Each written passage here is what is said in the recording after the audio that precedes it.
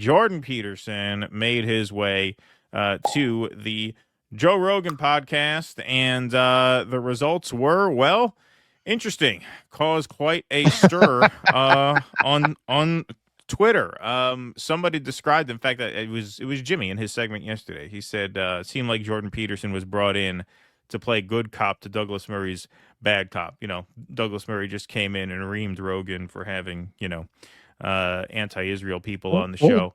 Well, Joe, Zionists are just little people with a little dream. Right, just have a little dream of genocide and greater Israel. A people without a land, for a land without a people with a big dream.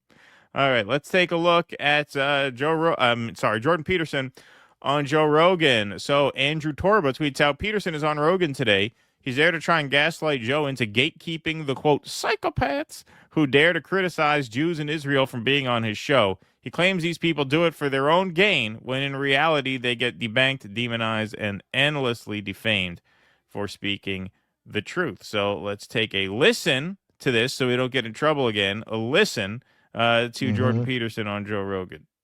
But it poked up and made itself manifest in that conversation.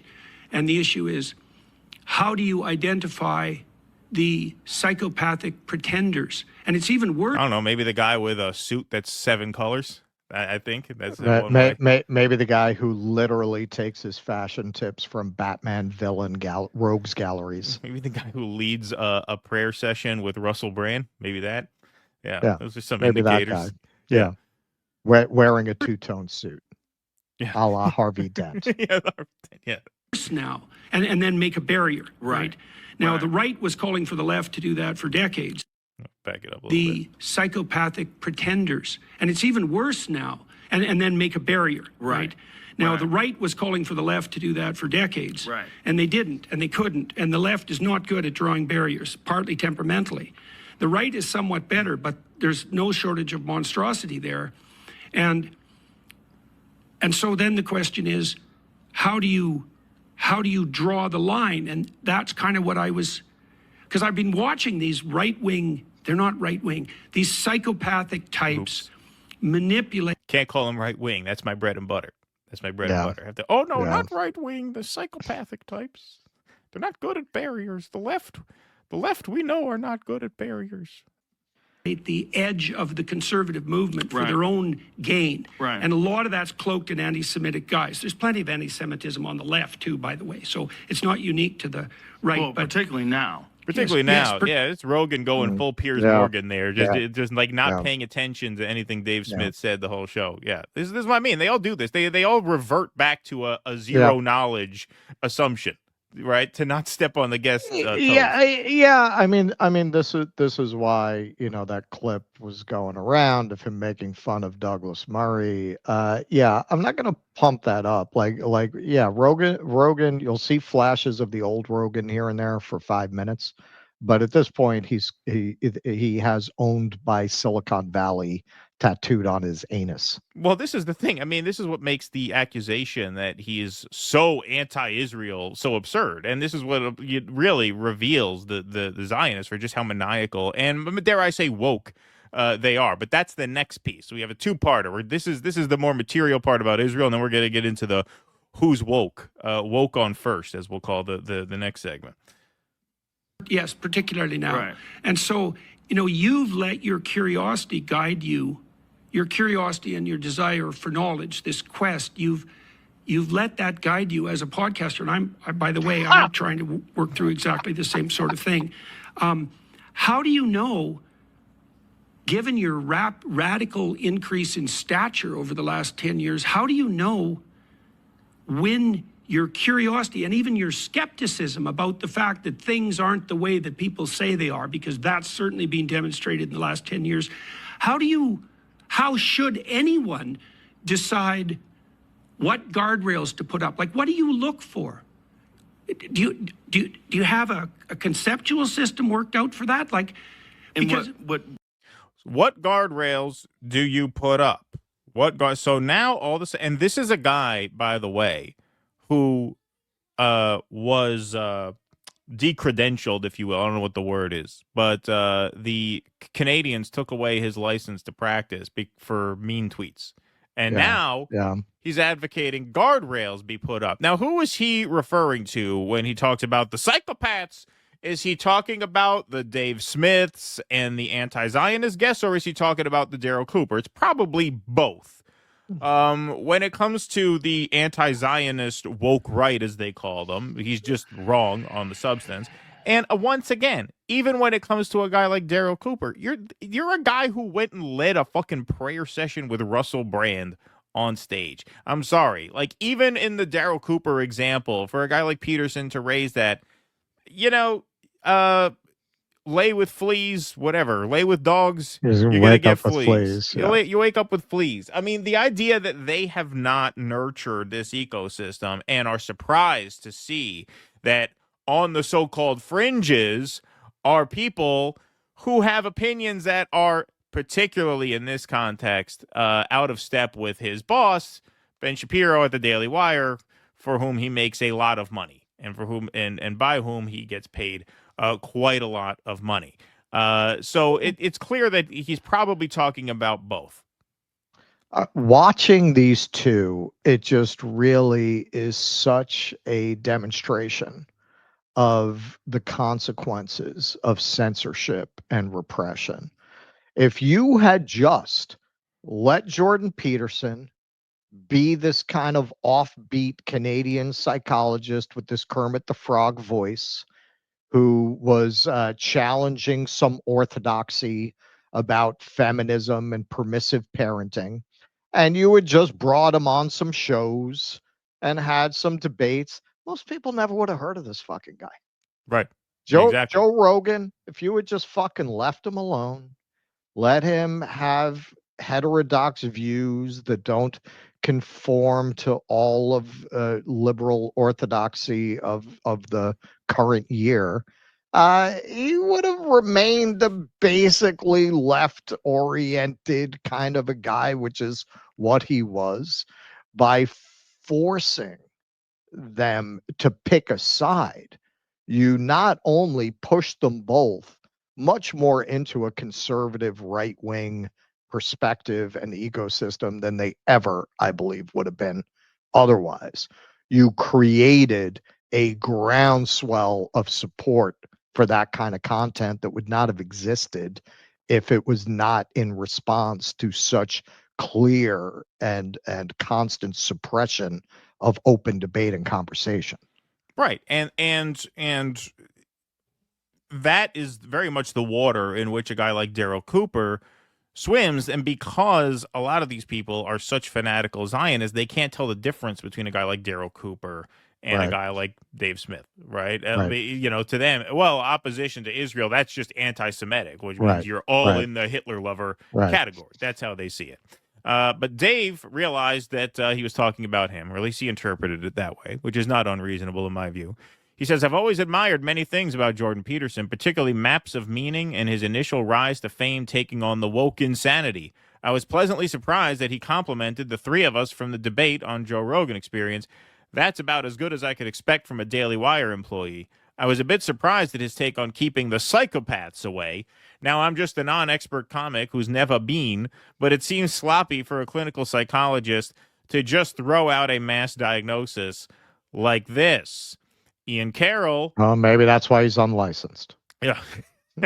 Ian Carroll also got the sense that Peterson was describing the likes of him. The Douglas Murray approach didn't work. Now let's try the Jordan Peterson approach and see if that works. Now we're just going to keep doing free speech and talking about the evidence and facts. Thanks, though. Candace Owens realized he was talking about her as well. And there's a history there, of course, which we'll get into in the next piece. CC Jordan Peterson in the USSR, psychiatry was turned into a tool of repression. Ouch. Jack Posobiec, who is like Candace Owens, a big Christ is King guy, he tweeted this out. So you see, there are there's a big rift that's opening up now, and I think the reason it's opening up is because Trump is failing. Right, winning. It's easy to keep everybody happy when you're winning. When you start to eat shit, that's when these fractures happen. But Jack Posobiec says Jordan Peterson appears on Hannity and promotes his report linking Christ is King to political extremism. He then criticizes internet anonymity as a cause of extremism. Hannity does not push back. You think Sean Hannity understands a word of what this guy's about to say? Sean Hannity's a construction worker from Long Island. You know, back when he was on, you know, they were all on talk radio. You know, the talk radio guys always feud. That's like part of the shtick. Everybody has to hate every other host. Michael Savage used to call Sean Hannity Wallbanger. That was his nickname for Sean Hannity, the Wallbanger. He was a construction guy from Long Island. But here is Jordan Peterson kind of doubling down, this time making explicit reference to the Christ is King anti-Israel rights. Well, I think the most important thing to do first is to draw a distinction between the political and the psychological and not to collapse them together. So imagine this. Imagine that there's a group of individuals, about 4% of the population, who have a set of personality characteristics that have been described as dark tetrad. So they're Machiavellian. They use their language to manipulate. They're narcissistic. They want unearned social status and reputation. They're psychopathic, which makes them free of empathy. Okay, dude. How much of a lack of self-awareness can you have? Like, you're describing your entire space. Right. You're describing the space that you make your income from. That's the whole pretty space.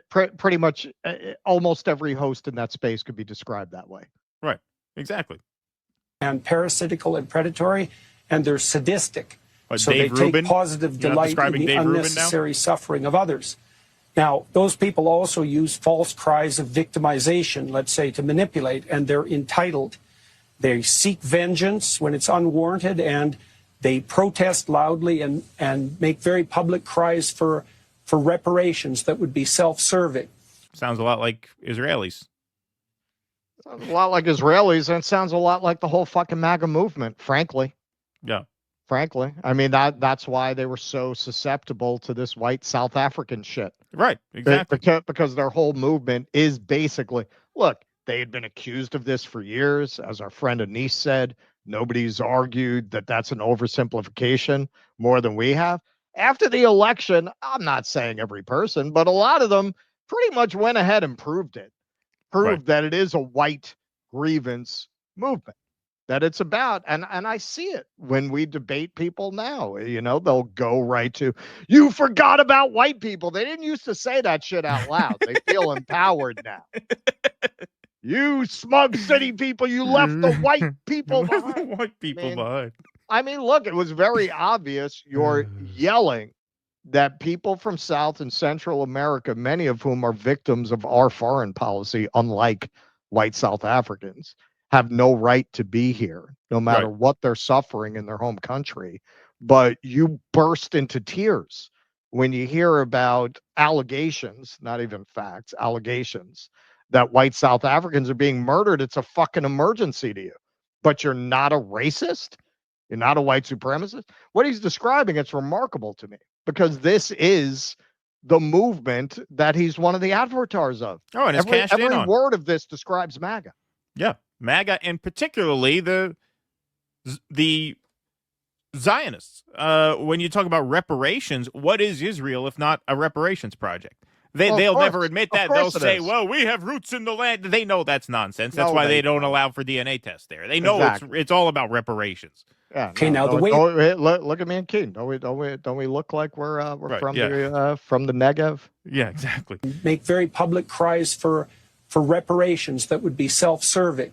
Okay, now the way those people operate is they look for what patterns of belief form groups that they can infiltrate and then capitalize on. And that happens on the right. We did a report, the same group, on the use of Christ as King as a manipulative strategy by bad actors, hypothetically on the right. And this report identified the same sort of people on the left. But it's not primarily political. They're wolves in sheep's clothing who look for where there's power and value and then adopt those beliefs as a surface camouflage so that they can elevate their moral status. Now, And this has become worse in recent years, as far as I'm concerned, because the evolved strategies that we have for dealing with these psychopathic types, psychopathic narcissistic types, don't work well online. And so the psychopaths can get away with their terrible manipulations online, and they can find like-minded people, and they can escape from any reputational consequences. And so there's always been psychopaths. Those are the Pharisees, for example, that Christ points to, the religious pretenders. Those are the people who use God's name in vain and claim moral virtue and even religious devotion. Well, all they're doing is feathering their own nests and furthering their own narrow interests. And the web, social media, anonymity enables them to organize and also hides them much more effectively. And this is a problem in religious organizations. It's a problem in political organizations, and it pathologizes the whole culture. You know, most people, 80% of Americans agree on virtually everything. And then there's these fringe people, and they're not political. They're psychopathological narcissists who cloak themselves in political guise. And we all have to learn to distinguish between the political and the psychological. We're not good at it. Can you explain? Talk about every accusation as a confession. I mean, he just described his employer. Can you explain what the hell you're talking about? That's what it goes on to say. Yeah. Well, yeah. I mean, obviously, you work for Ben Shapiro. Yeah. Dave Rubin is in your space. Russell Brand, who you go and, you know, I mean, this is why I say, no offense to religious people, I don't think it has to be that. But if prostitution is the world's oldest profession, religion is the world's oldest grift.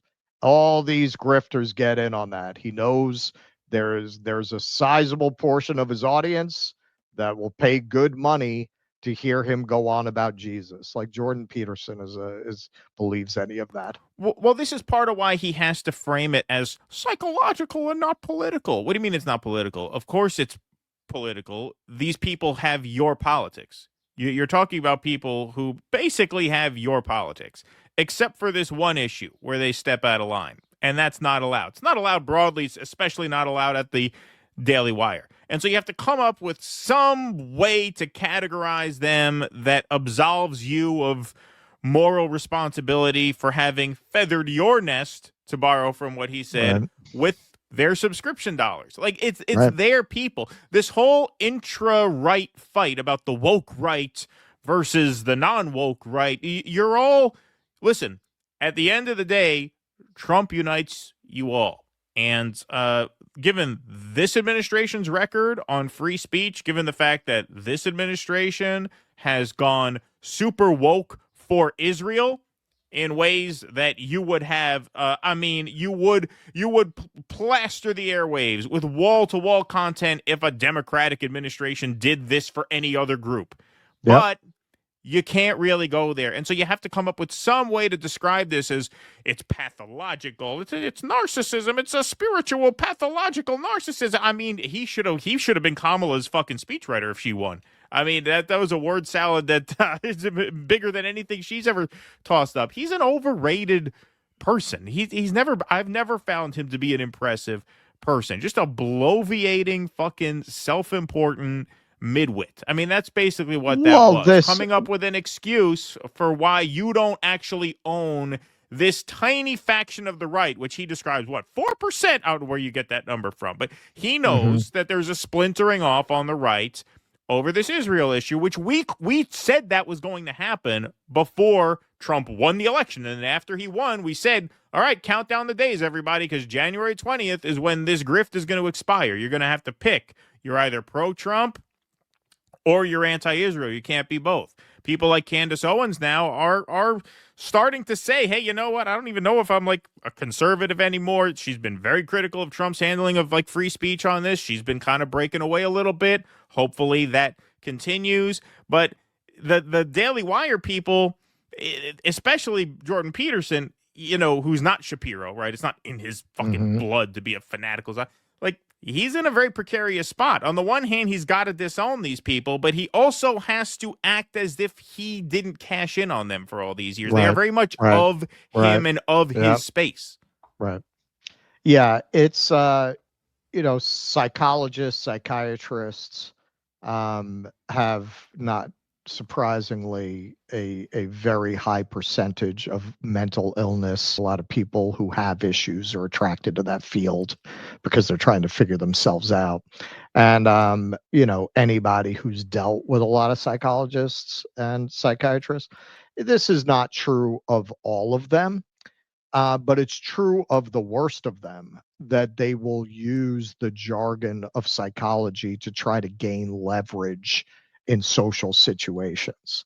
I've known many psychologists who do what he's doing here, who you get in a personal argument with them, they start diagnosing. Right. They start people. psychoanalyzing you. They start Exactly. psychoanalyzing it as a defense, which, right there suggests to me that you don't have the wisdom or maturity to be counseling anybody if that's something that you feel is your first resort in a conflict, is to start falling back on jargon to try to minimize the other person's argument. Well, that's what she tweets there. A tool of repression. You're weaponizing this psychological jargon to make a very political point. What do you mean they're not political? Of course they're political. They're just political in a way that you can't own. And so you have to disown them some other way. Candace Owens, obviously, realized she was being called out there with the Christ is King. So just a reminder, this kind of goes back to the Candace Owens Daily Wire fallout. Andrew Clavin talks about Christ is King, and she says, thank you for re-upping this most crucial conversation about Christ is King. And then, of course, that followed with a Jordan Peterson quote tweet. Candace Owens is a true pharisaical pretender.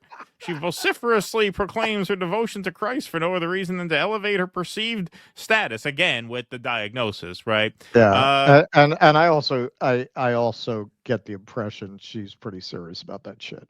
I think so. I don't smell grift when she starts the Jesus stuff. I do when Jordan starts invoking Jesus. Right.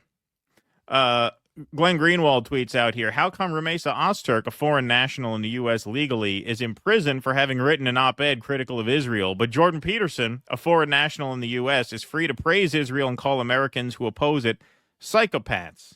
And Douglas Murray. That's right. They're both foreigners coming here expressing foreign policy views that we don't like. So maybe if a president who we like gets in, they can be deported for opposing our foreign policy interests, for being a barrier to our foreign race policy to the interests. bottom. Exactly. Please clap.